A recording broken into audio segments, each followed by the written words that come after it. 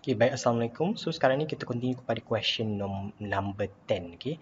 So, question number 10 pula dia kata a figure 5.4 shows a block of 20 gram which is placed 0.25 meters above the end of the helical spring which is fixed on the floor. Okay. So, the spring constant dia dah bagi K kita sama dengan 85 Newton per meter kan. So, this is our K. So, the block is released and falls into the vertical spring. So, question 1 minta describe the energy transformation of the block is released until the spring is compressed. Okay, so bila block ni release, so if you can see this part okay, you have the block is released.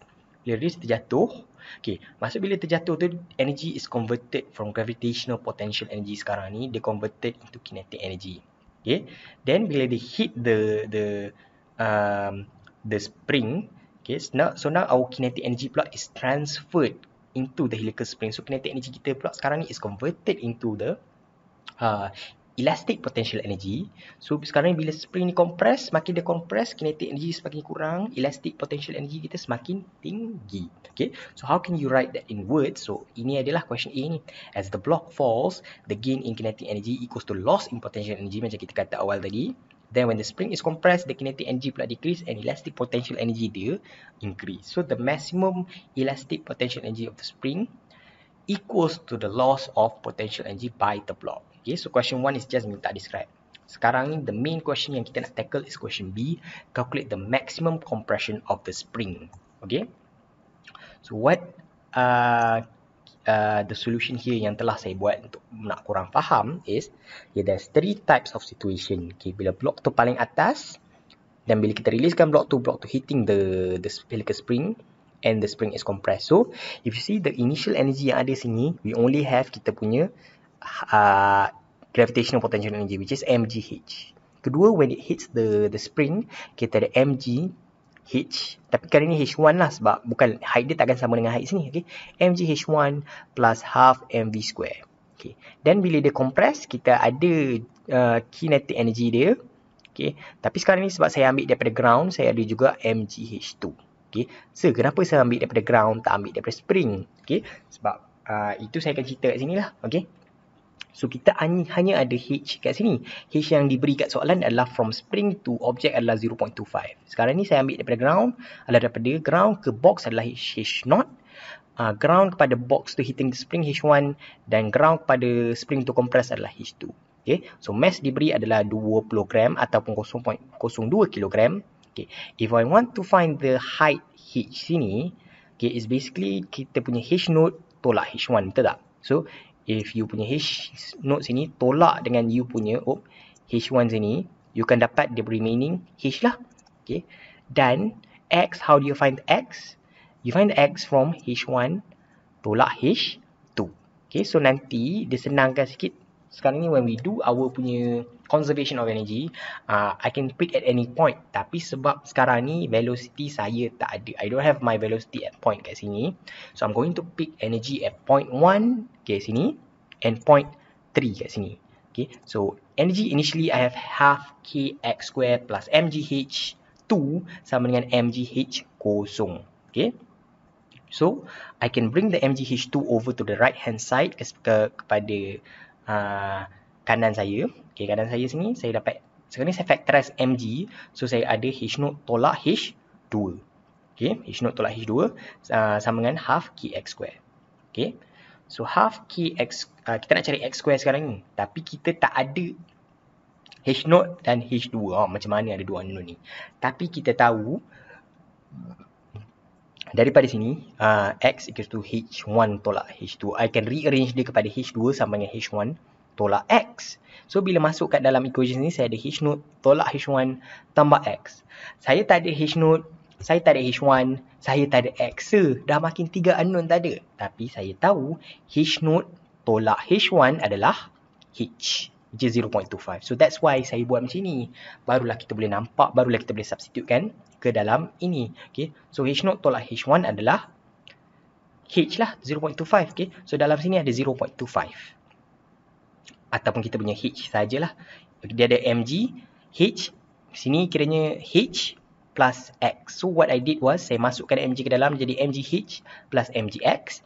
Kita nak cari X sekarang ni. So ini akan jadi somewhat like a simultaneous equation lah. Kita ada X square, kita ada X, kita tak ada X. So saya bawakan saya punya ni towards the left hand side. So saya akan dapat half kx square minus mgx minus mgh. So half, kita semua dah equation dah ada half 85 x square tolak dengan mass dia darab dengan g dengan x tolak dengan mass g dengan height. So from here I can get two values of x iaitu 0.03636 ataupun negative 0.0317. Okay, so sekarang ni spring tu compress. Okay, dia compress pun again direction doesn't play a part kan dalam ni. So the correct answer kat sini is the positive 0.03636. Kita ambil yang negatif lah, negatif sebab no energy yang negatif lah kat sini. So we got the 0.03636 meters. Okay, 0.3636 meters. Sebab kita sekarang ni kalau displacement ni pun kita ambil daripada ground ni kiranya. So apa benda yang atas ni adalah positif lah, positif compression. Okay, so X yang kita dapat sini adalah 0.03636, bukan yang negatif 0.0317. Okay, so that's for question number 10. Okay, so we've done with that. Now kita pergi pada question number 11. Okay, so question number 11 ni pula dia bagi pada smooth pulley. Kita ada smooth pulley P dengan Q. Initially tak ada apa-apa, but then pulley tu is released from rest. Okay, Q is released from rest. So bila Q ini is released from rest, dia akan turun ke bawah with the speed V, dan P ni pula akan naik dengan speed V. Okay, so the question now is calculate the speed of Q bila dia before the strike the floor lah. Again, we're using summation of E1 equals E initial equals summation of E final. Okay, kena ingat kat sini sebab we're having two objects. So akan ada initial energy of object P plus initial energy of object Q equals to final energy of object P plus final energy of object Q. Okay, so initially object ni, okay, at initial state dia, kita boleh tengok sini initial state dia. Initial state dia tak ada dia tak bergerak kan, dia tak bergerak, dan also dia height tak ada. Bila height tak ada dan dia tak bergerak, sini adalah sama dengan kosong. So sekarang ni kita tengok pula Q ada height tapi dia juga tak bergerak. So kita hanya ada mgHq je. Kinetic energy tak ada. So kinetic energy sini kosong, kita only left with potential energy je sini. Okay, equal tu sekarang ni kita tengok final state dia. Final state dia sekarang ni dia naik, Q ni turun. Okay, so bila naik kat P ni pula dia ada both kinetic energy and potential energy. Tapi dekat Q pula dia sekarang ni menurun, so dia mesti ada kinetic energy, tapi potential energy dia mgHq ni akan sama dengan kosong. Ada sama dengan kosong. So sinilah kosong dia. Okay, kosong. So sini kita punya mgh equals to half mv square plus ni kita punya v tadi, ni kita punya apa ni? Okay, sorry, VP pening pula saya. Okay, so ini kita punya kinetic energy of P. Okay, ini kita punya potential energy of P. Ini kita punya kinetic energy of Q, dan potential energy of Q kita sama dengan kosong, potong. Okay, so from here kita ada 39.24. Okay, which is our initial energy tadi equals to V square plus 2V square. Okay, so from here kan, kenapa V dia sama sebab sekarang ni the energy which is, so sekarang ni Q tu turun dengan velocity V, P untuk objek P dia mestilah naik dengan velocity yang sama. Okay, sebab sekarang ni it's a conservation. Okay, so bila Q tu turun dengan velocity V, dia mestilah P tu naik dengan velocity yang sama. So that's why sini ada V square plus sini pun V square juga. Okay, so apa saya buat ni, ini saya bawa kepada belah sana, ini saya bawa belah sana, 2 ni potong, saya only left with V square. Ini pun 2 potong 4, saya dapat 2V square. So velocity dia sama sebab satu tu objek dia turun with velocity V, dia mestilah naik dengan velocity V sebab dia connected to the same pulley. Okay, same pulley, same system. So mestilah velocity yang sama. So from there you can find the velocity of 3.62 meters per second lah. Okay, 3.62 meters per second. Okay, so hari ni kita continue kepada question number 12. Okay, lupa juga saya cakap awal tadi. Question number 9 dimasukkan kepada section 5.3.